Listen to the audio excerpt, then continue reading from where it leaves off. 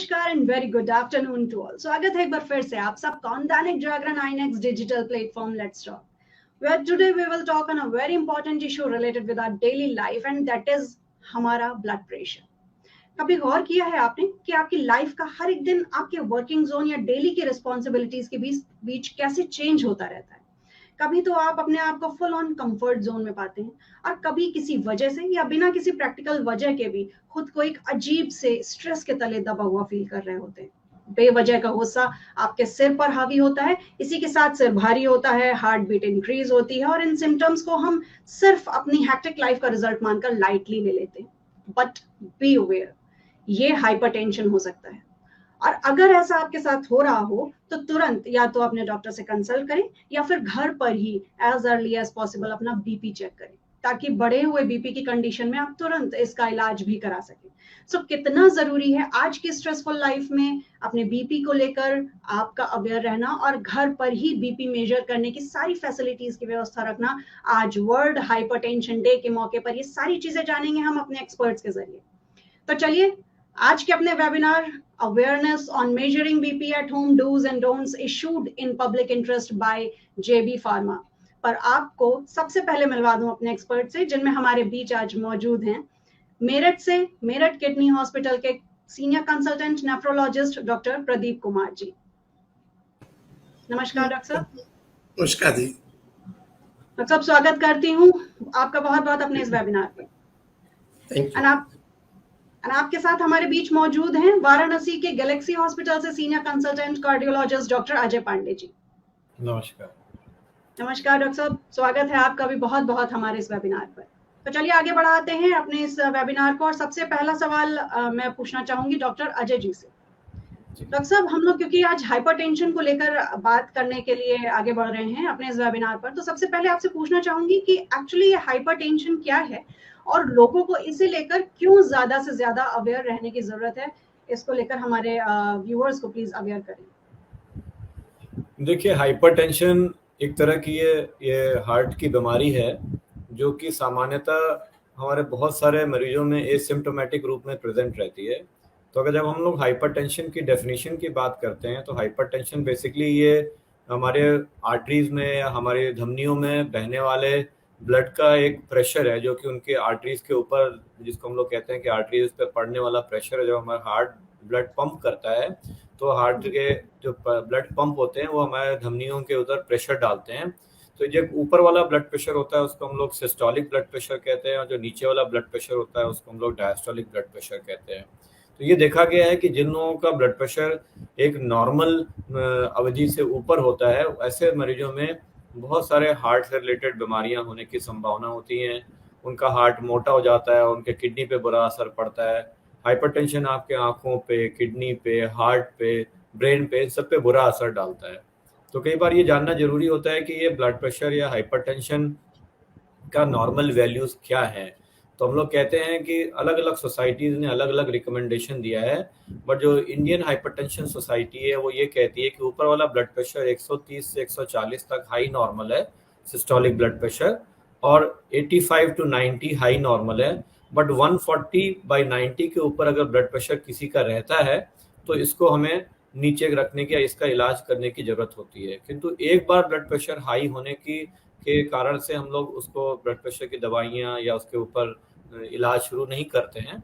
उसको पहले हम लोग देखते हैं कि उसके और क्या कारण है। कई बार सूडो हाइपरटेंशन भी होते हैं, कुछ लोगों को कुछ कारणों के कारण ब्लड प्रेशर 1-2 बार हाई होता है, तो 1 या 2 बार हाई होने पे हम लोग ब्लड प्रेशर की बीमारी से मरीज को डायग्नोसिस नहीं करते हैं।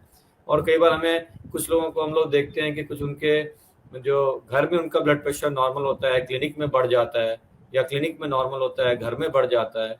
तो इन सब चीज़ों को डायग्नोसिस करने के लिए हम लोग अलग अलग डायग्नोस्टिक प्रोसीजर भी यूज़ करते हैं, जिसमें कि एक एम्बुलेटरी बीपी मॉनिटरिंग और होम ब्लड प्रेशर मॉनिटरिंग, इस तरह के टूल्स हमारे पास अब अवेलेबल है। तो ये जी प्लीज। तो डॉक्टर साहब, आपने जैसे कि अभी बताया कि कई कंडीशंस में कि घर पे जो बीपी का मेजरमेंट है वो अलग रहता है, क्लिनिक पे आके बढ़ जाता है, या क्लिनिक पे कम रहता है घर पे जाके बढ़ जाता है। तो इस तरह की कंडीशंस में क्या हम ये मान के चलें कि एटमॉस्फेयर का फर्क पड़ रहा होता है कहीं ना कहीं बीपी को लेकर? कई बार ये देखा गया है कि आपके मन का, आपके शारीरिक चीज़ों का आपके ब्लड प्रेशर पे असर पड़ता है। जैसे अगर आप मानसिक रूप से उद्वेलित हैं या स्ट्रेस में हैं, इसीलिए कहते हैं कि जब भी किसी व्यक्ति का ब्लड प्रेशर लेना है तो उनको 10 मिनट का रेस्ट के बाद, रेस्टिंग अवस्था में कोई चाय कॉफ़ी नहीं पिया होना चाहिए, कोई टोबैको या स्मोक का कंजम्पशन नहीं किया होना चाहिए, ब्लैडर फुल नहीं होना चाहिए, यूरिन वगैरह पास किया होना चाहिए, मरीज को सामान्य अवस्था में बैठा हुआ होना चाहिए या लेटा हुआ होना चाहिए। ब्लड प्रेशर नापते समय हम लोग ये कहते हैं कि हाथ जो है वो हार्ट के लेवल पे होना चाहिए या व्यक्ति लेटा हुआ होना चाहिए। और ये सारे और मरीज के जो पैर हैं वो जमीन पे रखे हुए होने चाहिए, वो क्रॉस लेगेड या पैर के ऊपर पैर चढ़ा के नहीं बैठे हुए होने चाहिए। तो कई बार जब हम लोग ब्लड प्रेशर मापते हैं या हम लोग अपने पैरामेडिक्स को बोलते हैं कि मरीज का ब्लड प्रेशर नापना है, तो ये सारी चीज़ों का ध्यान रखते हैं।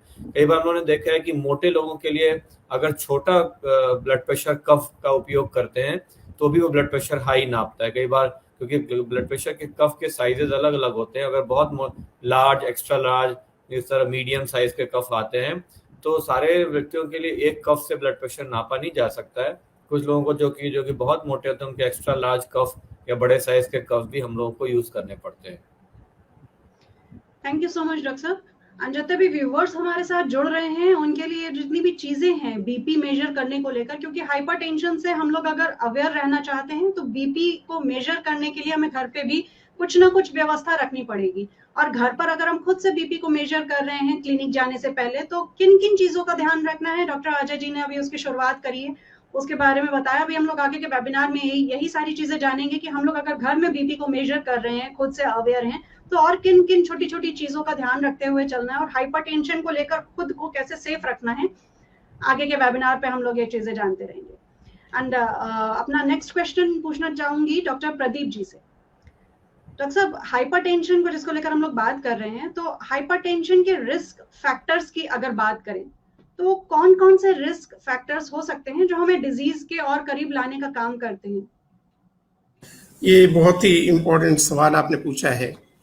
आजकल की जो दिनचर्या है उसमें मैं कहूँगा कि कोई भी आदमी सेफ नहीं है जहाँ तक ब्लड प्रेशर का सवाल है। और ब्लड प्रेशर ने एक महामारी का रूप धारण कर लिया है। जहाँ दिनचर्या अगर मैं बताऊंगा या स्टाइल में बताऊंगा लोगों की, पहले हम लोगों को अगर खाना होता था, हमारे पूर्वजों को, तो उनको हंटिंग करनी पड़ती थी, शिकार करना पड़ता था, तभी खाना मिलता था। और या फिर जब सिविलाइजेशन में आए तो एग्रीकल्चर, मेहनत करनी पड़ती थी, तब खाना मिलता था।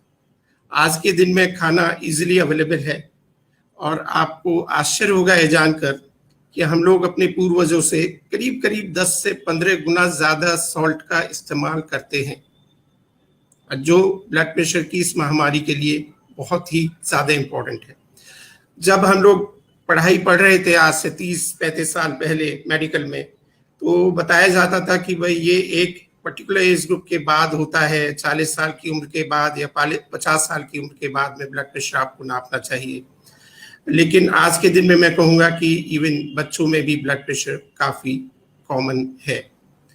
तो अगर आपकी उम्र 40 से ज़्यादा हो या कम हो, ब्लड प्रेशर का मेजरमेंट इवन स्कूल लेवल पर होना बहुत ज़रूरी है। और 40 साल से ज़्यादा उम्र वालों में तो बहुत ही ज़रूरी है कि आप ब्लड प्रेशर अपना नपवाएं, क्योंकि ये एक ऐसी बीमारी है जिसको जब तक आप नापेंगे नहीं उसका डायग्नोसिस नहीं बनेगा। लक्षण जैसे कि डॉक्टर अजय ने बताया बहुत कम लोगों में आते हैं, 10 से 15% लोगों में ही ब्लड प्रेशर के लक्षण आते हैं और अधिकतर में ये साइलेंटली हमारे शरीर के बाकी सिस्टम्स को खराब करती रहती है। तो यदि आपके फैमिली में किसी को ब्लड प्रेशर है, डायबिटीज है, आपकी उम्र 40 से ज़्यादा है, या आपको लक्षण जो कि बहुत कम लोगों में आते हैं, चक्कर आना, आँख की रोशनी कम हो जाना या गुर्दे की परेशानी होने की वजह से सूजन आना, ये काफ़ी एडवांस स्टेज होती है हाइपरटेंशन की जब ये लक्षण आते हैं। तो बहुत ज़रूरी है कि लक्षण आने से पहले ही ब्लड प्रेशर नपवाएं। आज के दिन में मैं फिर रिपीट करूंगा कि एज ग्रुप कोई क्राइटेरिया नहीं है और बहुत ज़रूरी है कि बच्चों में भी ब्लड प्रेशर नापा जाए। सो डॉक्टर साहब, अगर बच्चों में भी हम लोग बात करके चल रहे हैं कि बच्चों में भी ब्लड प्रेशर नापा जाए, तो क्या हम लोग अपने घर के जो बच्चे हैं उनका भी टाइम टू टाइम मेजरमेंट हम लोगों को बीपी का करते रहना चाहिए? ये आज के दौर में क्या हम इसको जरूरी मानकर चलें? बिल्कुल, ये जरूरी है। और बच्चों में नंबर एक चीज होती है कि ब्लड प्रेशर अगर बच्चों में होता है तो कोई ना कोई कारण ढूंढना जरूरी होता है। कुछ कारण होते हैं जो क्यूरेबल होते हैं, और वो कारण अगर नहीं मिलते हैं तो बहुत जरूरी है कि बच्चे की लाइफ स्टाइल को चेंज किया जाए, एंड यूनिवर्सली चेंज होना चाहिए। और पहले कहते थे जी लाइफ स्टाइल आप 40 के बाद में चेंज कीजिए, वॉक करना 40 के बाद में आप शुरू कीजिए। ऐसा नहीं है, बच्चे को स्कूल डेज से लाइफ स्टाइल के बारे में बताना होगा। आजकल हम लोग देखते हैं कि रात में बच्चे खाना खाते हैं, इवन 1 बजे 2 बजे you can order food and that food is very very rich in salt. बहुत ही ज्यादा उसमें नमक होता है, नमक की मात्रा होती है उस खाने में। अधिकतर नमक जो हम लोग का आज के दिन में आ रहा है वो इन्हीं खानों से आता है, चिप्स, पापड़, पिज्जा, जो बाहर के खाने होते हैं, या प्रिजर्व फूड तो होता है। ये फूड प्रिजर्व केवल नमक की वजह से होता है। अगर नमक नहीं होगा तो फूड खराब हो जाएगा, तो it is used as preservative. तो बहुत जरूरी है बच्चों को बाहर का कोई नमकीन चीज खाने से रोकना। कोई डिब्बा बंद चीजें जितनी प्रिजर्व्ड होती है वो नहीं खानी चाहिए। ये बच्चों को ही नहीं, बड़ों को भी नहीं खानी चाहिए। तो बहुत जरूरी है कि हम लोग अपना सॉल्ट का इंटेक कम करें। और बच्चों का ब्लड प्रेशर नापना बहुत जरूरी है, क्योंकि इनिशियल स्टेज में अगर नहीं पकड़ा जाएगा तो बच्चों को जब दिक्कतें बढ़ जाएंगी, उनके बाकी सिस्टम इन्वॉल्व हो जाएंगी, तो और परेशानी बढ़ जाती है। ओबेसिटी बच्चों में काफी कॉमन है। They are the children who are more prone for blood pressure, जिनमें वजन का ज्यादा होना पाया जाता है। जी, thank you so much doctor साहब। सो डॉक्टर प्रदीप जी ने जो जानकारी हमारे साथ शेयर करी है कि हम अपने बच्चों को लेकर भी अवेयर हैं। अभी तक तो हम लोग ये चीज सुनते थे, सोचते थे कि ठीक है यूथ्स में भी हाइपरटेंशन, अब जो आज के यंगस्टर्स हैं वो हाइपरटेंशन का शिकार हो रहे हैं, वो अभी तक एक चिंता का विषय बना हुआ था। अब जो चीज सामने आ रही है वो ये कि बच्चे भी हाइपरटेंशन का शिकार हो सकते हैं, ये हमारे लिए ज्यादा खतरनाक है। और इस पे अगर लगाम लगानी है तो इट्स वेरी इंपॉर्टेंट कि सॉल्ट का इनटेक हम अपने बच्चों में बहुत नॉर्मल रखें, सो दैट कि वो आगे बढ़ते बढ़ते हम अगर उनको बाहर का प्रिजर्वेटिव्स वगैरह ये सारी चीजें अगर लगातार दे रहे हैं तो एज यूजुअल कि उनमें सॉल्ट का इंटेक ज्यादा होता चला जाएगा और आगे जाकर हाइपरटेंशन की दिक्कत उनके साथ बढ़ जाएगी। हमें बच्चों को अगर अच्छा जीवन देना है, अच्छी लाइफ देनी है, तो हमें उनके लिए अभी से अवेयर होने की बहुत ज्यादा जरूरत है। Thank you so much doctor साहब। डॉक्टर अजय जी से पूछूंगी अपना नेक्स्ट क्वेश्चन। डॉक्टर साहब, हम लोग जिस हाइपरटेंशन की बात कर रहे हैं, तो किसी भी पेशेंट के अभी जैसे कि डॉक्टर प्रदीप जी ने कुछ सिम्टम्स के बारे में बताया, उन्हीं सिम्टम्स को आपको थोड़ा सा डिटेल में आपसे जानना चाहूंगी कि किसी भी पेशेंट को एक कैसे रियलाइज हो कि वो हाइपरटेंशन का शिकार हो चुका है। इसके लिए किस तरह के सिम्टम्स पर खास तौर पे गौर किया जाए जो हमें साफ इशारा दें कि अब ये हाइपरटेंशन की जो कंडीशन है वो हमारे सामने रेज हो रही है? ये बहुत ही महत्वपूर्ण सवाल है, प्रदीप सर ने अभी बताया इस बारे में। हम लोग कई बार ये देखते हैं और ये सर्वदा विज्ञ भी है कि हाइपरटेंशन वो साइलेंट किलर होता है।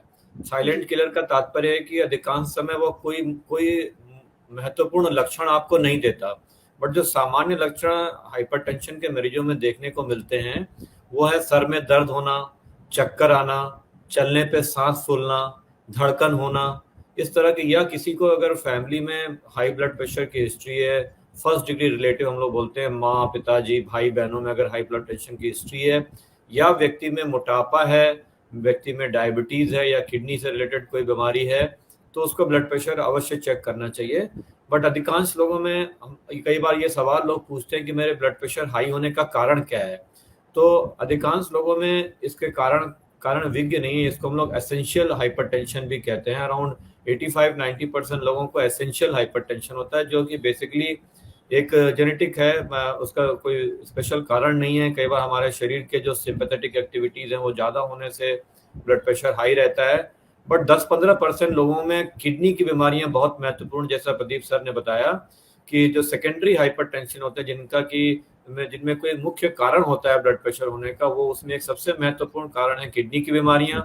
एंडोक्राइन बीमारियां जैसे कि जो अंतःस्रावी ग्रंथियां होती हैं थायराइड से रिलेटेड, या एड्रिनल ग्लैंड से रिलेटेड, इन तरह की बीमारियों में भी ब्लड प्रेशर हाई होता है। और कुछ बीमारियों में कंजेनाइटल बीमारियां हम लोग देखते हैं जिसके कारण ब्लड प्रेशर हाई होता है। तो मुख्यतः अगर मैं सारांश में कहना चाहूँ तो ये जान के चलिए कि अधिकांश लोगों को ब्लड प्रेशर के लक्षण नहीं होते हैं, और कुछ बड़े ट्रिवियल से लक्षण होते हैं जिनको कि आप कई बार पकड़ नहीं पाते। और जैसा कि आपको तनाव में किसी लोगों के सर में भारीपन रहता है, हेडेक होता है, चलने में सांस फूलती है, धड़कन होता है, ये सब छोटे मोटे लक्षण भी आपको आ रहे हैं और ये बराबर ही आ रहे हैं, तो अपना ब्लड प्रेशर आपको अपने जनरल फिजिशियन से या अपने स्पेशलिस्ट डॉक्टर से या होम फिजिशियन से चेक करना चाहिए। और घर में भी आप ऑटोमेटिक बीपी मशीनें आजकल कोविड के काल के बाद सभी लोग जो है घर में pulse oximeter, oxygen pulse oximeter, blood pressure मशीनें रखने लगे हैं, तो उससे आप अपना ब्लड प्रेशर घर में भी नाप सकते हैं। और अगर जैसा मैंने आपको पहले बताया कि अगर वो 140/90 के ऊपर आ रहा है कई बार नापने पे, नॉर्मली हम लोग नापने की प्रक्रिया में बोलते हैं कि अगर आप ब्लड प्रेशर घर में नाप रहे हैं या क्लिनिक में भी नाप रहे हैं तो 3 रीडिंग लेना चाहिए। पहला रीडिंग आप छोड़ दें, दूसरे और तीसरे रीडिंग को एवरेज करें, और अगर दूसरे और तीसरे रीडिंग को एवरेज करने के बाद आपका ब्लड प्रेशर 140/90 के ऊपर रहता है तो इसका मतलब है कि आपको ब्लड प्रेशर होने की शिकायत है, आपको अपने फिजिशियन से मिलने की जरूरत है। वो आपको आगे इन्वेस्टिगेट करेंगे कि क्या यह ब्लड प्रेशर का कोई कारण है, सेकेंडरी हाइपरटेंशन है जिसको हम लोग कहते हैं, या कोई बिना कारण के है जिसमें कि सर ने बताया कि एक्स्ट्रा सॉल्ट इनटेक होना, स्ट्रेसफुल सिचुएशंस में रहना, डायबिटीज या अन्य जेनेटिक बीमारियां जो कि जिन लोगों को माँ बाप भाई बहनों को ब्लड प्रेशर की बीमारी होती है उन कारण से भी ब्लड प्रेशर हो सकता है। ओबेसिटी जैसा कि सर ने बताया बहुत इंपॉर्टेंट कारण है, और हमारे सारे लोगों में ओबेसिटी एक महामारी की तरह आ रहा है, जैसे कि डायबिटीज महामारी की तरह आ रहा है, उस तरह ये सारी बीमारियां साथ साथ चलती हैं, ओबेसिटी, डायबिटीज, ब्लड प्रेशर। तो ब्लड प्रेशर भी उन लोगों के साथ ही साथ रहता है जो जिन लोगों में हम लोग देख रहे हैं कि अपने बच्चों में, यंगस्टर लोगों में, जो लोग अधिक समय बैठ के काम करते हैं, फिजिकल एक्टिविटी उन लोगों की कम हो गई है, तनाव दिनचर्या में बढ़ गया है, और हमारे जीवन में खाना पीना, salt intake, even calories intake हम लोग की बहुत बढ़ गई हैं। तो इन सब के कारण जो है ब्लड प्रेशर हाई रहने की संभावना होती है। और ब्लड प्रेशर हाई रहने के कुप्रभाव क्या हैं? जो सबसे खराब कुप्रभाव है कि आपको हार्ट डिजीज या स्ट्रोक होने का रिस्क ज्यादा होता है, जिसमें कि हाई ब्लड प्रेशर के मरीजों को स्ट्रोक सबसे इंपॉर्टेंट कारण है। दूसरे जो इंपॉर्टेंट चीजें जैसे अल्कोहल का इंटेक और तंबाकू का सेवन हमारे देश में और पूरे विश्व में बढ़ा हुआ है। बाकी विदेशों में और वेस्टर्न कंट्रीज में इसका उपयोग धीरे धीरे लोग कम करने की प्रयास कर रहे हैं, बट हमारे देश में तंबाकू का उपयोग बहुत ज्यादा है और अल्कोहल का भी इंटेक। तो अल्कोहल और तंबाकू ये आपके ब्लड प्रेशर को नॉर्मली भी बढ़ा देते हैं, तो ये चीजों का सेवन भी आपको कम करना होगा। डॉक्टर साहब, अभी जैसे कि बात आप लोगों ने चीजें बताई कि फैमिली हिस्ट्री को लेकर जो हाइपरटेंशन की शिकायत है वो हो सकती है, एंड इसके अलावा अल्कोहल का सेवन या तंबाकू का सेवन, या जो बहुत ज्यादा आज के जीवन में, आज के लाइफ में हम लोग के साथ हम लोग की चीजें हो रही हैं, स्ट्रेसफुल लाइफ, तो क्या अगर हम लोग फैमिली हिस्ट्री को ना लेके चलें तो ये सिर्फ फैमिली हिस्ट्री में नहीं है किसी को हाइपरटेंशन, तो क्या इन वजहों से भी हाइपरटेंशन का शिकार हम हो सकते हैं, ऐसा मान के चला जा सकता है? अवश्य, क्योंकि अगर आपकी फैमिली में हाइपरटेंशन की बीमारी नहीं है बट आप में मोटापा है, आपका सॉल्ट इंटेक ज्यादा है, आप सेडेंटरी लाइफस्टाइल में जी रहे हैं, आप टोबैको अल्कोहल का कंजम्पशन करते हैं, तो आप में ब्लड प्रेशर हाई होने की संभावना आपके काउंटर पार्ट में जो इन सब चीजों से बचे हुए हैं उनमें, उनसे आप में ब्लड प्रेशर होने की संभावना बढ़ जाती है। और सबसे बड़ी बात यह है कि जो हमारे देश में भी और विदेशों में भी देखा गया स्टडीज में कि 1/3 लोगों को ही ये पता होता है, या जैसा हमारे देश में 100 हाइपरटेंशन के मरीज हैं तो उसमें से 1/3 लोगों को, 25 से 30% लोगों को, 35% लोगों को ये पता है कि उन्हें ब्लड प्रेशर है, और उनमें से 1/3 लोगों का ही ब्लड प्रेशर अच्छा कंट्रोल हो पाता है। और तो ये बहुत बड़ी समस्या है क्योंकि लोगों को ये पता ही नहीं होता है कि उन्हें हाई ब्लड प्रेशर की बीमारी है, या पता भी होता है तो वो उसको नेग्लेक्ट करते हैं। Thank you so much doctor साहब, एंड जितने भी व्यूअर्स हमारे इस वेबिनार के साथ जुड़ रहे हैं, हमारे इस वेबिनार को देख रहे हैं, issued in public interest by JB pharma, उनके लिए हाइपरटेंशन से जुड़ी ये छोटी छोटी चीजें उनकी डेली लाइफ के लिए बहुत ज्यादा इंपॉर्टेंट है। तो कैसे हम लोग अपने हाइपरटेंशन को लेकर खुद को अवेयर रखें, और कैसे घर पे हम लोग बीपी को मेजर कर सकते हैं, किन किन चीजों को ध्यान में रख सकते हैं, इन चीजों की जानकारी हमारे एक्सपर्ट्स हमारे साथ शेयर कर रहे हैं। तो हमारे साथ बने रहिए ताकि आप भी जान सकें कि किन किन चीजों का हमें डेली लाइफ में ध्यान रखना है। एंड अपना नेक्स्ट क्वेश्चन पूछना चाहूंगी डॉक्टर प्रदीप जी से।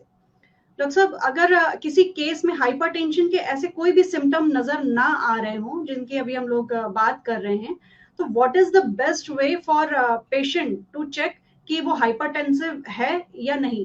क्या उन्हें अपने फिजिशियन से टाइम टू टाइम कंसल्ट करते रहना चाहिए या फिर उन्हें रेगुलरली घर पर अपना ब्लड प्रेशर मॉनिटर करना ही चाहिए?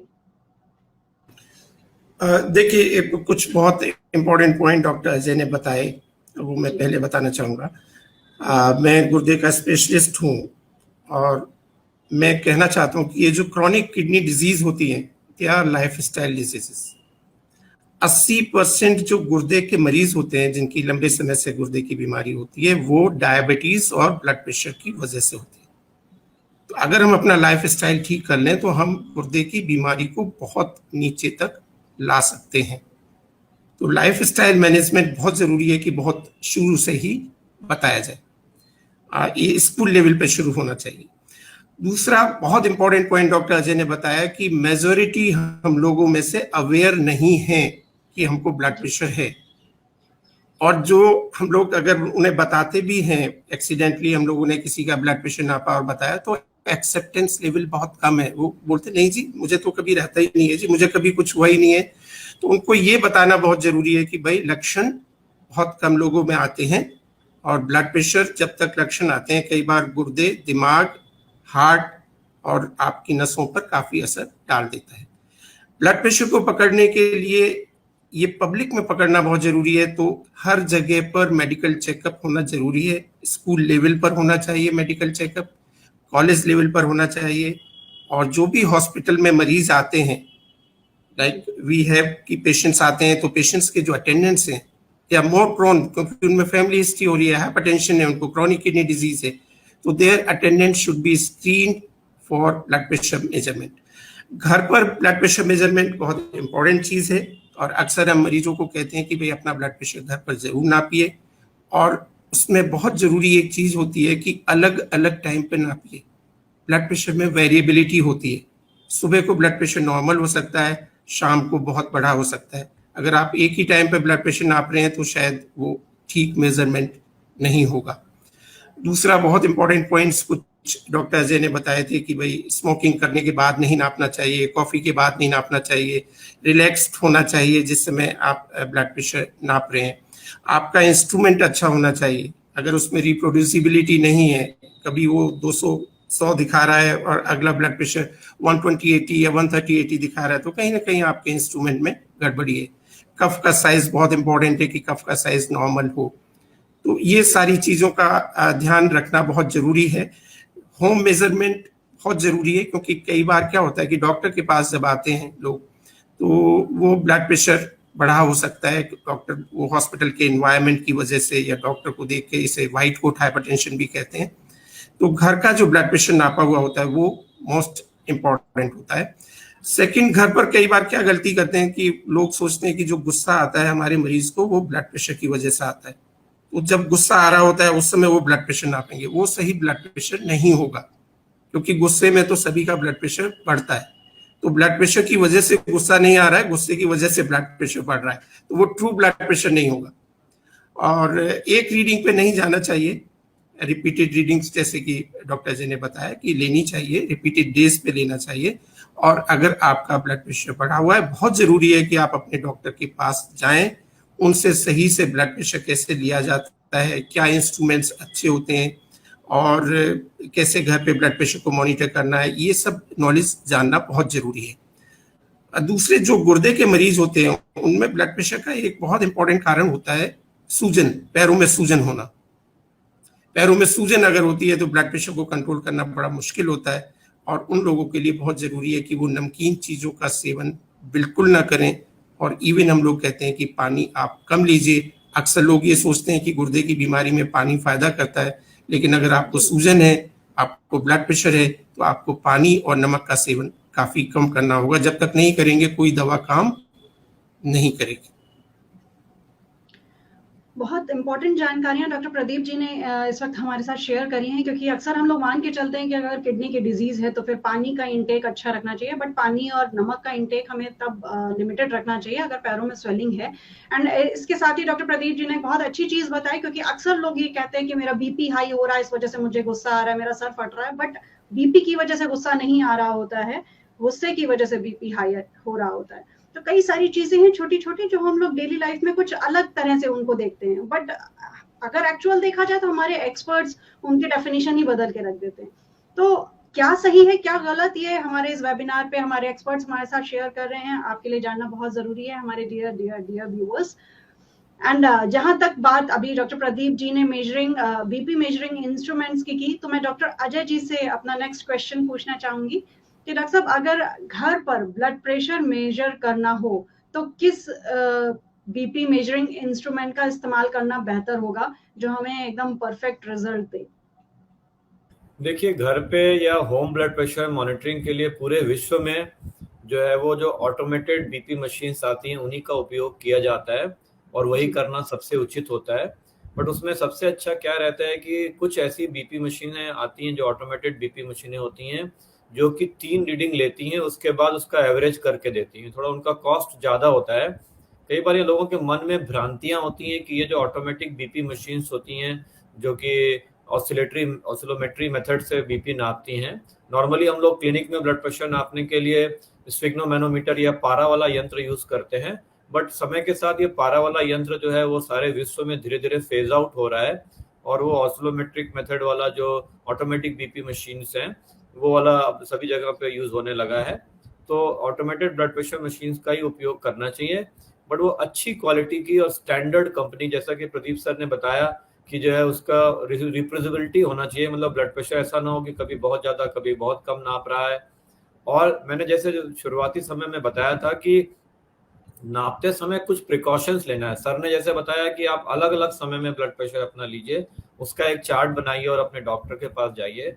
मैं एक और चीज बताना चाहता हूँ कि जब आप नापते हैं तो कुछ प्रिकॉशंस रखने हैं, जैसा कि मैंने पहले भी मेंशन किया है कि आप रेस्टिंग अवस्था में होना चाहिए, कोई मेंटल या फिजिकल एक्साइटमेंट नहीं होना चाहिए। अगर आपको कोई फीवर आ रहा है, कोई इन्फेक्शन है, उस समय आपका ब्लड प्रेशर हाई हो सकता है।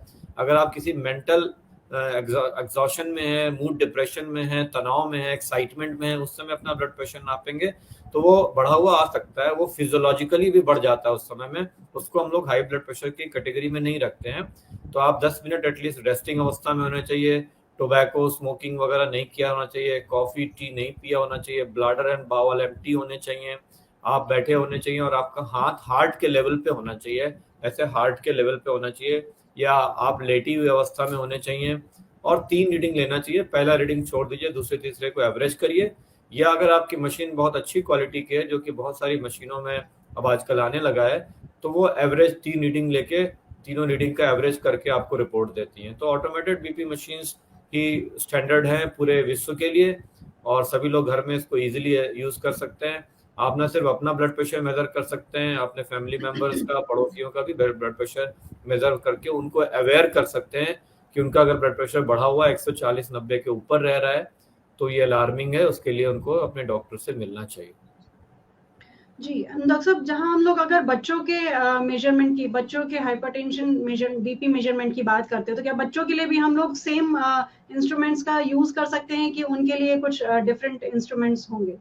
देखिए, एडल्ट्स के जो मैंने क्राइटेरिया बताया कि 140/90 का क्राइटेरिया है और जो कफ साइज होता है वो नॉर्मली सारे ब्लड प्रेशर की जो ऑटोमेटिक मशीन है उसमें एक ही बीपी कफ अवेलेबल होता है। लेकिन 18 साल से लेकर ऊपर 80 साल तक के भी लोगों के लिए वही कफ और वही मशीन यूज कर सकते हैं। बच्चों के लिए भी वो मशीन हम यूज कर सकते हैं, बट बच्चों के लिए हमें कफ साइज छोटा लेना पड़ता है, क्योंकि अगर कोई बहुत छोटा बच्चा है जो कि जन्मजात बच्चा है उसके लिए बहुत छोटे कफ आते हैं। 4, 5, 6, 8 साल तक के बच्चों के लिए अलग साइज के कफ आते हैं। जो एडल्ट वैरायटी के हो गए, एडोलेसेंट हैं जिनका कि बॉडी वेट और हाइट वगैरह बढ़ चुका है, उनके लिए हम लोग एडल्ट साइज कफ यूज कर सकते हैं। अदरवाइज बच्चों के लिए मशीन वही यूज करना है, बट कफ के साइज हमें डिफरेंट लेने पड़ते हैं, जो कि स्मॉल और वेरी स्मॉल साइज के कफ आते हैं वो यूज करने पड़ते हैं।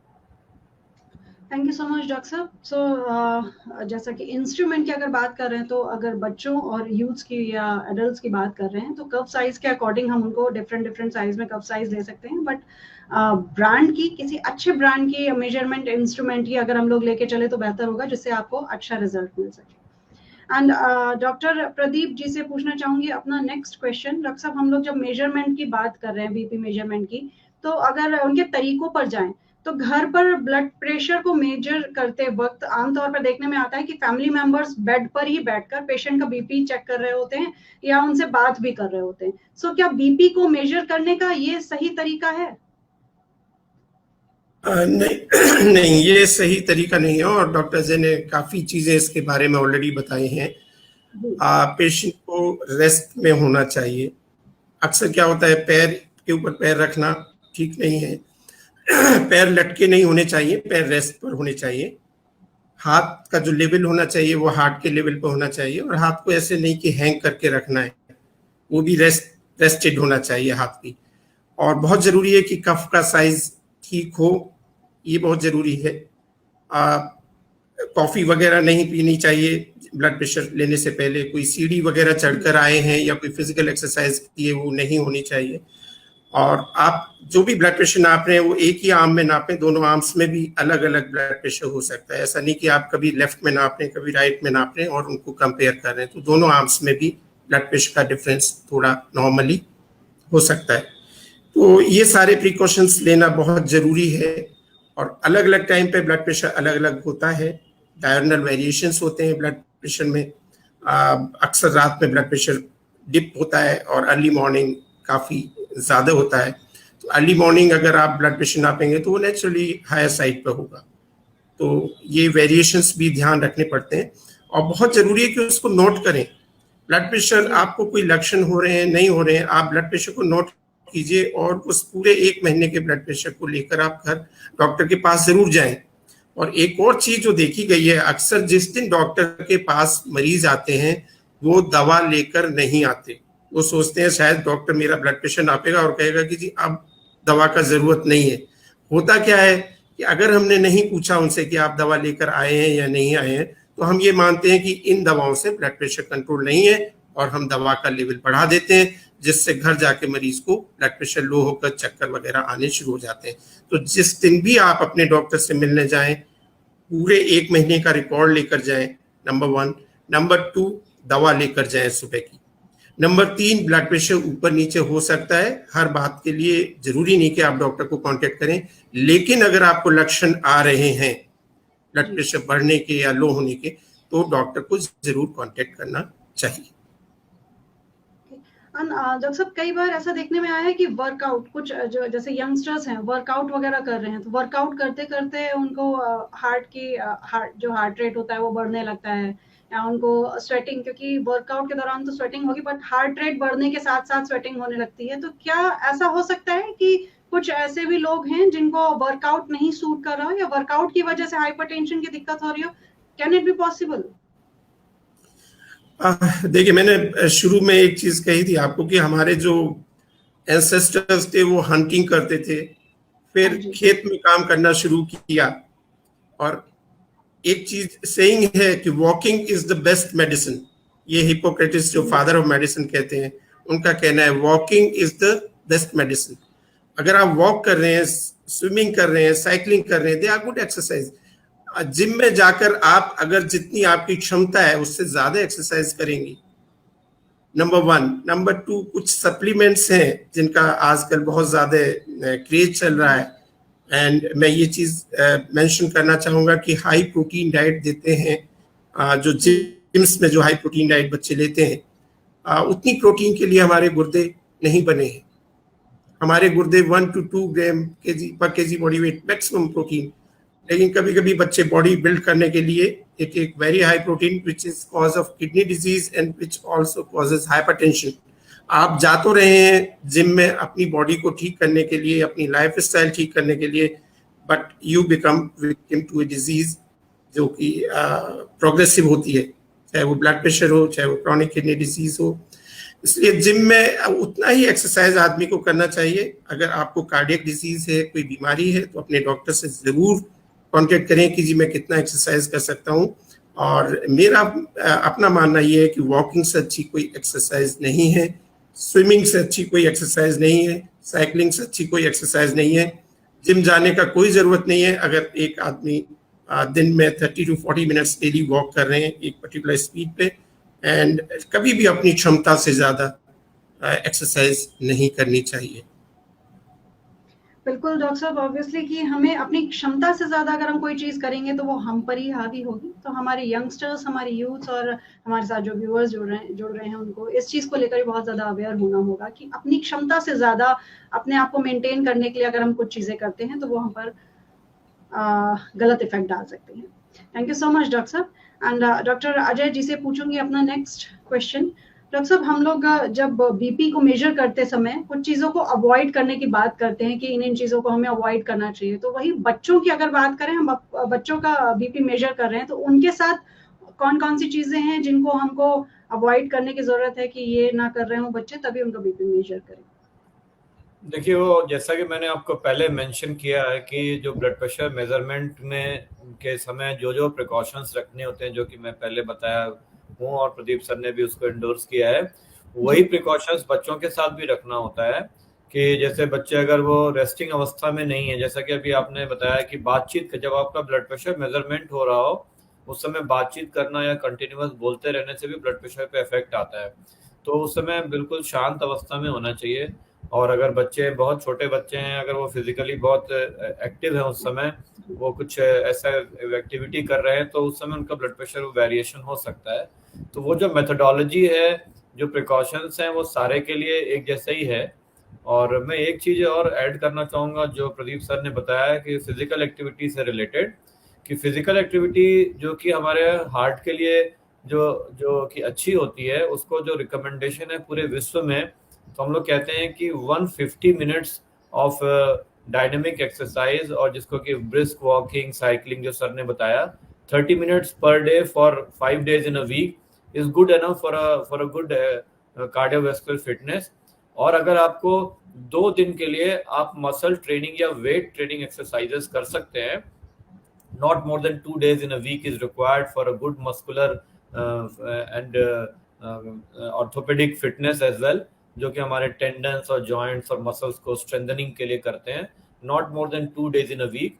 पर्टिकुलरली जो लोग ज़्यादा मसल ट्रेनिंग एक्सरसाइजेस करते हैं उनको इस बात का दिया, जो लोग बहुत ज़्यादा जो मैराथन रनर्स हैं और जो है too much of exercise is good for heart और नॉट, इसके ऊपर एक बड़ा वेबिनार हम लोग कर चुके हैं कि बहुत ज़्यादा एक्सरसाइज करने से भी एक लिमिट के ऊपर अगर कोई अच्छी चीज़ भी अगर आप कर रहे हो तो वो आपके लिए नुकसानदायक हो जाती है।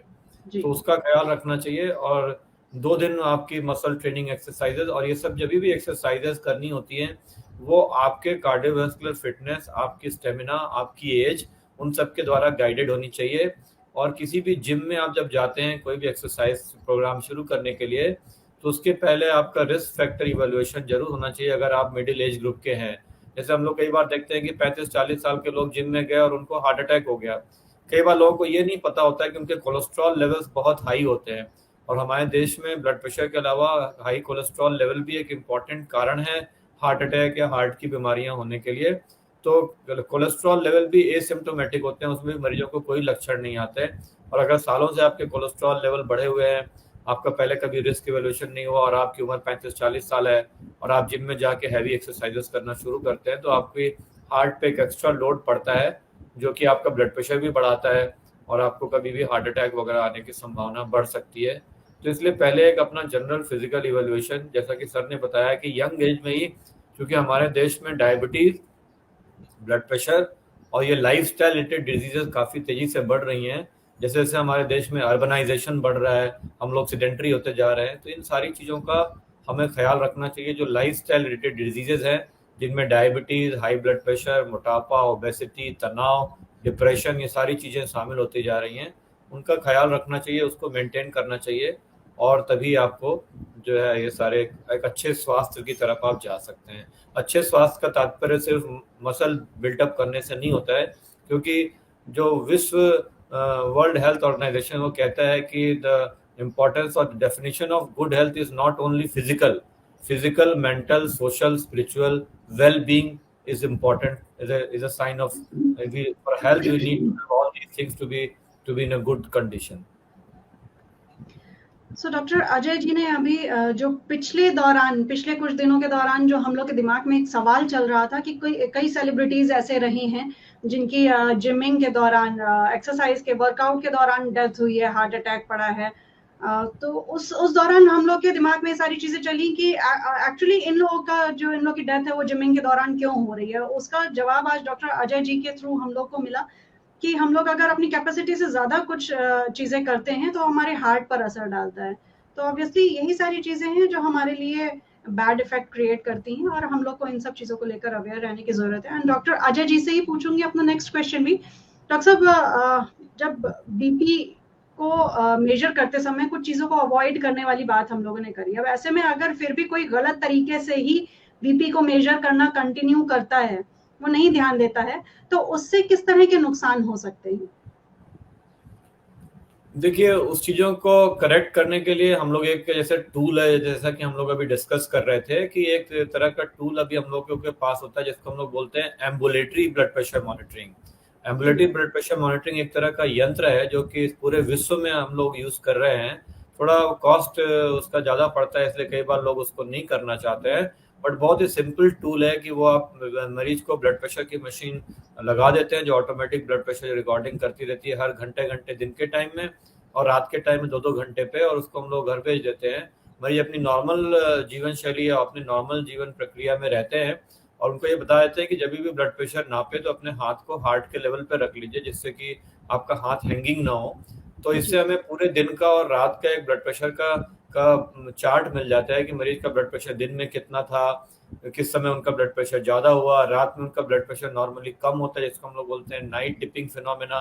वो नाइट डिपिंग हुआ कि नहीं हुआ। कुछ लोगों का ब्लड प्रेशर, कुछ लोगों को हम लोगों ने देखा है, जो मैं बहुत महत्वपूर्ण बात कहने जा रहा हूँ कि खर्राटे की बीमारियां होती हैं। खर्राटे की बीमारियों का ब्लड प्रेशर के साथ एसोसिएशन देखा गया है कि जिन लोगों को खर्राटा ज्यादा आता है उनको ब्लड प्रेशर बढ़ जाता है। इवन रात के टाइम में उनका ब्लड प्रेशर डिप करने के बजाय वो ब्लड प्रेशर बढ़ जाता है। तो ऐसे मरीजों को हम लोग बोलते हैं ऑब्स्ट्रक्टिव स्लीप एपनिया, और इसका इलाज करना होता है। उसके लिए एक हम लोग बोलते हैं सीपैप मशीन लगा के उनको रात में सोना होता है जिससे कि उनका खर्राटा बंद हो जाए। और रेजिस्टेंट टाइप के जो ब्लड प्रेशर होता है, जिनका कि ब्लड प्रेशर कई बार बढ़ा हुआ है, तमाम दवाइयों के बाद भी ब्लड प्रेशर बढ़ा हुआ है घर के ब्लड प्रेशर मॉनिटरिंग में या एम्बुलेटरी ब्लड प्रेशर मॉनिटरिंग में, तो उसमें महत्वपूर्ण चीजें देखने की होती है कि पेशेंट का ड्रग कंप्लायंस कैसा है, वो दवाइयां खा रहा है कि नहीं खा रहा है। महत्वपूर्ण बात, जैसे डॉक्टर प्रदीप सर ने बताया कि जिस दिन वो आपके पास आते हैं दवाई छोड़ के आते हैं, 80-90% लोग ऐसा करने का प्रयास करते हैं, क्या वो एक्स्ट्रा सॉल्ट की मात्रा खा रहे हैं कि नहीं खा रहे हैं। कई बार कुछ ऐसी दवाइयां होती हैं जैसे कि जिसमें कि दर्द की दवाइयां हैं, जिनको हम लोग बोलते हैं NSAID, जो किडनी पे भी बुरा असर डालती हैं। ये दर्द की दवाइयां कई लोग ऑर्थोपेडिक्स डॉक्टर से, दांतों के डॉक्टर से या ओवर द काउंटर लेके खा रहे होते हैं, जिसमें कि ब्रूफेन, एसिलोफेनेक, निमोसलाइड, इस तरह की दवाइयां होती हैं जो कि आपकी किडनी पे भी बुरा असर डालती हैं लंबे समय में और आपका ब्लड प्रेशर भी बढ़ा देती हैं। स्टेरॉइड्स हैं और कुछ अलग तरह की भी दवाइयां हैं जो कि आपके ब्लड प्रेशर कंट्रोल को पुअर कर देती हैं। अगर आप ब्लड प्रेशर की दवाइयां भी खा रहे हैं तभी भी आपका ब्लड प्रेशर अच्छा कंट्रोल नहीं हो पाता है। कुछ लोगों में अल्कोहल का सेवन ज्यादा होता है, टोबैको का सेवन ज्यादा होता है। हम लोग ब्लड प्रेशर की दवाइयां दे रहे होते हैं, वो ब्लड प्रेशर घर में नाप रहे होते हैं, लेकिन उनका ब्लड प्रेशर फिर भी कंट्रोल नहीं होता है। तो इस तरह के मरीजों में हम लोग कहते हैं कि जब तक ये लाइफस्टाइल रिलेटेड चीजें, ड्रग कंप्लायंस नहीं रहेगा, लाइफस्टाइल रिलेटेड चीजें ठीक नहीं होगी, उनका सॉल्ट इंटेक कंट्रोल नहीं होगा, उनका जो है वेट रिडक्शन नहीं होगा, अल्कोहल या टोबैको का सीजेशन नहीं होगा, क्योंकि उस पर भी काम करने की जरूरत है। वो भी एक तरह की बीमारी है। अगर आप पेशेंट को टोबैको से डी एडिक्ट नहीं कराते हैं, हम लोग कई बार, हमारे पास इतना समय नहीं होता, तो हम लोग उनको साइकोलॉजिस्ट के पास भेजते हैं टोबैको सीजेशन प्रोग्राम्स के लिए, बिकॉज ये टोबैको अपने आप में छोड़ना एक मुश्किल काम होता है सामान्य लोगों के लिए। अल्कोहल को मॉडरेशन में या अल्कोहल को कम करना, बंद करने के लिए सलाह देते हैं। और अगर उनको खर्राटे की बीमारियां हैं, स्लीप एपनिया है, तो उसके लिए एक डॉक्टर से सलाह लेके स्लीप स्टडी करा के हम लोग बोलते हैं कि आप सीपैप नाम की मशीन है उसको लीजिए, इससे आपका ब्लड प्रेशर हमें कंट्रोल करने में सहायता मिलेगी। कुछ लोग जो है आजकल सेंधा नमक नाम की चीज यूज करना शुरू करते हैं कि ब्लड प्रेशर के मरीजों में सेंधा नमक खाने से ब्लड प्रेशर कम हो जाता है। ये एक भ्रांति या मिथ है। आयोडीनेटेड सॉल्ट ही सबसे बेटर रहता है और सेंधा नमक में कई बार आयोडीन की मात्रा नहीं होती, वो एक रॉक सॉल्ट है। तो हम लोग ये समझाते लोगों कि ऐसा ना करें, सेंधा नमक खाने मात्र से आपका ब्लड प्रेशर कंट्रोल नहीं होगा, नमक की मात्रा को कम रखना है। जितने सॉल्टी चीजें जैसा कि सर ने बताया उनको अवॉइड करना है। रोटी दाल सब्जी में जितना नमक की मात्रा हमारे खाने पीने में है वो खाना है। चटनी, अचार, पापड़, नमकीन और ये जो प्रोसेस्ड फूड से ये सबको बचाव करना चाहिए। डॉक्टर अजय जी ने जिस एक बड़े मिथ का खुलासा हमारे बीच में किया है, जो वाकई हम लोग के बीच में जनरली चीजें आजकल के दौरान चल रही हैं कि सेंधा नमक का इस्तेमाल करें तो उससे बीपी जो होगा कंट्रोल में रहेगा, बट ये जानने वाली चीज है कि ऐसा नहीं है। चाहे हम सेंधा नमक लें या नॉर्मल नमक लें, जो नमक की जो क्वांटिटी है उसको लिमिटेड रखना है। दोनों से इस चीज को लेकर कोई फर्क नहीं पड़ेगा। तो डॉक्टर प्रदीप जी से मैं जानना चाहूंगी, डॉक्टर साहब, I have heard of something called as ABPM। So इसके बारे में आपसे पूछना चाहूंगी डॉक्टर साहब कि ये किस तरह की मशीन है और पूरे दिन हमारे बीपी को मेजर करने के लिए इसे कहाँ अटैच किया जाता है, क्या है ये और इसे क्यों यूज करना बेनिफिशियल है हमारे लिए? प्लीज हमारे व्यूअर्स को इसे अवेयर कराएं। ये डॉक्टर अजय ने भी बताया इसके बारे में। ये बहुत एक इम्पोर्टेंट डेवलपमेंट है ब्लड प्रेशर के लिए, क्योंकि ब्लड प्रेशर का एक तो नंबर 1 डायग्नोसिस अगर डाउट में है तो ABPM मशीन हम लोग यूज करके डायग्नोसिस को कंफर्म कर सकते हैं। क्योंकि ब्लड प्रेशर एक ऐसी चीज होती है, एक बार पर्चे पर लिख दिया जाता है कि इस मरीज को ब्लड प्रेशर है तो उसको कैंसिल करना बड़ा मुश्किल होता है। उसकी दवा ऊपर नीचे होती रहेंगी लेकिन उसको कोई ये नहीं कहेगा कि जी आप ब्लड प्रेशर नहीं है, क्योंकि ब्लड प्रेशर है तो वो लाइफ लॉन्ग डिजीज होती है। मेजोरिटी में, बहुत कम में ऐसा होता है कि उसको क्योर कर सकते हैं। ये एक मशीन होती है जो बेल्ट पर बांधी जाती है और कफ एक बांध दिया जाता है। दिन में एक घंटे पर वो ब्लड प्रेशर आपका मेजर करेगी और नोट करती रहेगी उसको, और नाइट में 2-2 घंटे पर वो ब्लड प्रेशर आपका मेजर करेगी और पूरा 24 घंटे का हमें ब्लड प्रेशर का मेजरमेंट आ जाता है। और बहुत जरूरी है हमें, जिसको हम ये बांध रहे हैं उसको ये बताना कि भाई कभी आप सीढ़ी चढ़ रहे हैं या आप कोई फिजिकल एक्टिविटी कर रहे हैं तो उसको नोट कर लें, सो दैट वी नो कि ये ब्लड प्रेशर अगर बढ़ा तो किस कारण से बढ़ा, अदरवाइज हम उसको गलत इंटरप्रेट कर लेंगे। तो एक नोटबुक में ये नोट करना बहुत जरूरी है कि भाई मैंने इतने बजे मैं सीढ़ी पर चढ़ा था या मैंने फिजिकल एक्टिविटी की थी, जिम किया या कुछ किया, वो जानना बहुत जरूरी है। दूसरी चीज क्या होती है, रात में ब्लड प्रेशर अक्सर डिप करता है। रात में ब्लड प्रेशर की जो लिमिट भी होती है वो भी कम होती है। 120/70 से ऊपर अगर रात में सोते समय ब्लड प्रेशर है तो वो हाई ब्लड प्रेशर माना जाता है। सेकंड क्या होता है, कुछ कंडीशंस में जो बहुत इंपॉर्टेंट डॉक्टर जी ने बताई, OSA होता है कि जो खर्राटे लोग लेते हैं उनका ब्लड प्रेशर में डिपिंग रात में नहीं होता। ऐसे जो गुर्दे के मरीज होते हैं, क्रॉनिक किडनी डिजीज, उनमें भी रात में जब ब्लड प्रेशर सोता है आदमी तो डिपिंग नहीं होती। तो ये बहुत अच्छी मशीन है जिससे हम लोग डायग्नोसिस भी बना सकते हैं ब्लड प्रेशर का, जिसमें बीच बीच में हम लोग मॉनिटर कर सकते हैं कि हमारे ड्रग्स काम कर रहे हैं या नहीं कर रहे हैं, और वो हमें कुछ हिंट भी दे सकता है डिपिंग के बारे में। अगर डिपिंग नहीं हो रही है तो वी कैन से कि भाई आज की भाई आपको ऐसा तो नहीं कि खर्राटे आते हैं, या किडनी डिजीज के लिए इन्वेस्टिगेट करना जरूरी है। लास्टली मैं एक बहुत इंपॉर्टेंट चीज बताना चाहूंगा। वो इंपॉर्टेंट चीज ये है कि अगर आपको ब्लड प्रेशर का डायग्नोसिस बनता है तो ब्लड प्रेशर को मेजर करना, ब्लड प्रेशर को मॉनिटर करना, ब्लड प्रेशर का दवा लेना तो जरूरी है ही। ये ब्लड प्रेशर आपको परेशानी करेगा ऑर्गन से, टारगेट ऑर्गन से। तो अगर ब्लड प्रेशर का डायग्नोसिस आपको बनता है तो अपने डॉक्टर के पास जाएं और जितने भी टारगेट ऑर्गन्स को ये इफेक्ट करता है उसकी जांच अवश्य कराएं। कई बार क्या होता है, मरीज कहता है कि जी मैं 20 साल से ब्लड प्रेशर का मरीज हूँ, 20 साल से दवा खा रहा हूँ, और वो हम लोग के पास आता है यूरिया क्रिएटिनिन बहुत बढ़ा लिया हुआ। हमने कहा कभी जांच कराई? बोले नहीं जी ये तो कभी दिक्कत ही नहीं हुई इसलिए हमने जांच नहीं कराई। जबकि गुर्दे की बीमारी को भी साइलेंट किलर बोलते हैं। 50% दोनों गुर्दे खराब हो जाएंगे, ना यूरिया बढ़ता है ना क्रिएटिनिन बढ़ता है, और जब 85% गुर्दे खराब होते हैं तब मरीज को लक्षण आते हैं। तो बहुत जरूरी है कि अगर आपको ब्लड प्रेशर का डायग्नोसिस बना है तो अपने सभी टारगेट ऑर्गन्स की जांच अपने डॉक्टर से जरूर कराएं। Yes, that is the most important thing कि अगर इस तरह की हम लोग के साथ प्रॉब्लम हो रही है तो सिर्फ हाइपरटेंशन का इलाज जरूरी नहीं है।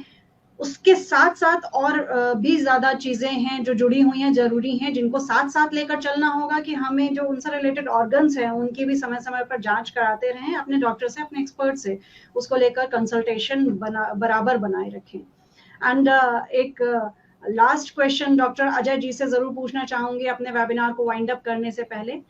डॉक्टर साहब, हाइपरटेंशन की इलाज की जब बात करते हैं तो कई बार जब पेशेंट को ये लगने लगता है कि अब दवाएं लेने के बाद अब उसका हाइपरटेंशन कंट्रोल में आ गया है, उस दौरान वो लापरवाही करते हुए दवाएं लेना बंद कर देता है। तो ऐसे लोगों के लिए आप क्या मैसेज देना चाहेंगे, उनको कैसे अवेयर करना चाहेंगे?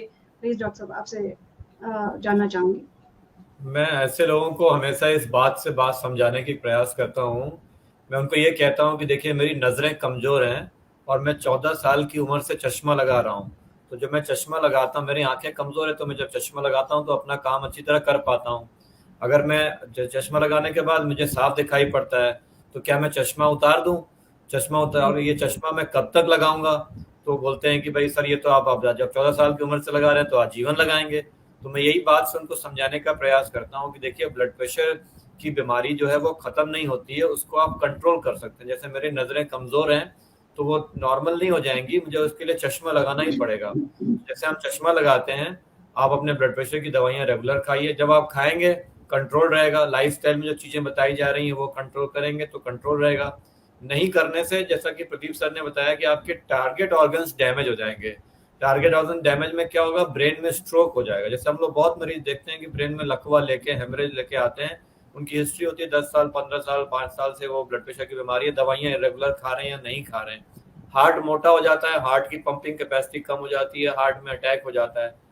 आंख की नसों में, आंख के पर्दे खराब हो जाते हैं, आंख की नसों में ब्लीडिंग हो जाती है। किडनी पे बुरा असर होता है, किडनी से प्रोटीन जाने लगता है, किडनी का फंक्शन कम हो जाता है। तो अगर आप ब्लड प्रेशर नहीं कंट्रोल करेंगे तो आपके ये टारगेट ऑर्गन्स डैमेज हो जाएंगे और ब्लड प्रेशर की दवाइयाँ आजीवन खानी होती हैं।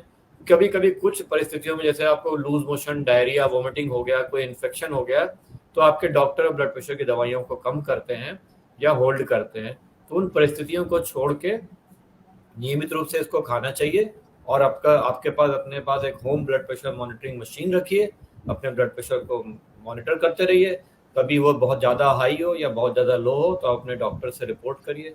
ये उनके, हमारे सभी व्यूअर्स के लिए और हमारे हाइपरटेंशन के मरीजों के लिए एक इम्पॉर्टेंट मैसेज है कि ब्लड प्रेशर की बीमारी की दवाइयाँ लाइफ लॉन्ग खानी होती हैं। ब्लड प्रेशर क्योर नहीं होता है, हम उसको कंट्रोल कर सकते हैं, ख़त्म नहीं कर सकते। कुछ ब्लड प्रेशर के कारणों के अलावा, जैसे कुछ ब्लड प्रेशर की बीमारियां होती हैं जो सेकेंडरी कॉजेज होते हैं, जिनमें कि कुछ कारणों से ब्लड प्रेशर हाई हुआ है, उनको अगर हम उसका ट्रीटमेंट करते हैं सेकेंडरी कॉज का, तो ब्लड प्रेशर नॉर्मलाइज हो जाता है।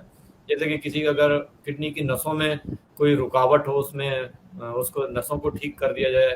किसी को अगर हार्ट की जो मुख्य नली जो कि हार्ट से निकल के पूरे शरीर में ब्लड प्रेशर देती है, वहाँ पे कोई रुकावट है तो उसमें अगर बेटरमेंट कर सकते हैं, जिसको कि हम लोग कंजेनाइटल कोऑक्टेशन ऑफ एरोटा वगैरह बोलते हैं। तो इन सारी बीमारियों में भी ब्लड प्रेशर कम हो जाता है। जो बहुत हाई रहता है वो इन सब प्रोसीजर्स के बाद थोड़ा कम हो जाता है, लेकिन पूरी तरह से खत्म नहीं होता। तो उसके लिए दवाइयाँ रेगुलर लेके ब्लड प्रेशर को कंट्रोल में रखना चाहिए। Thank you so much doctor साहब। एंड जो टोटल समअप निकलता है हमारे इस वेबिनार का, issued in public interest by JB pharma, वो ये निकलता है कि हाइपरटेंशन सिर्फ कुछ चीजों को लेकर हमारे बॉडी में एंट्री नहीं करता है। वो सिर्फ हमारी ब्रीदिंग प्रॉब्लम से जुड़ा नहीं होता है, सिर्फ हमारे हेडेक प्रॉब्लम से जुड़ा नहीं होता है, वो हमारी बॉडी के और भी ऑर्गन्स को धीरे धीरे इफेक्ट कर रहा होता है। तो अगर हाइपरटेंशन जैसी कोई भी शिकायत, कोई भी सिम्टम आपको भी समझ में आ रहे हों, हमारे इस वेबिनार के जरिए जितने सिम्टम हमारे एक्सपर्ट्स ने आपके साथ शेयर करे, अगर उस तरह के कोई सिम्टम आपको दिखाई दे रहे हो अपने अंदर, तो अपने एक्सपर्ट से, अपने डॉक्टर से उसको जरूर कंसल्ट करें, सो दैट कि वो आपके बॉडी के और ऑर्गन्स को इफेक्ट ना करने पाए, आप और बुरी स्थिति में ना जाएं, इससे पहले ही अवेयर हो जाएं। एंड आज वर्ल्ड हाइपरटेंशन डे के मौके पर हमारे एक्सपर्ट्स ने हाइपरटेंशन को लेकर हमारे साथ इतनी इंपॉर्टेंट जानकारियां शेयर करी। इसके लिए अपने वेबिनार को वाइंड अप करने से पहले मैं अपने एक्सपर्ट्स को थैंक्स बोलना चाहूंगी। Thank you so much doctor Pradeep ji, thank you so much doctor Ajay ji, आपका बहुत बहुत धन्यवाद कि अपना इतना कीमती समय हमारे साथ आपने शेयर करा, हमारे व्यूअर्स के साथ शेयर करा, उनको इतनी इंपॉर्टेंट जानकारियां दी। एंड हमारा जो फाइनल थैंक्स है वो जेबी फार्मा को, जिनके एसोसिएशन के साथ हम लोग इस वेबिनार को लेकर इस अपने इस चैनल पे आ सके हैं। और इसी के साथ मैं अपने व्यूअर्स से भी लूंगी विदा। मिलेंगे फिर आपसे ऑन द सेम प्लेटफॉर्म किसी एक और इम्पोर्टेंट टॉपिक के साथ। Till then take care and bye bye.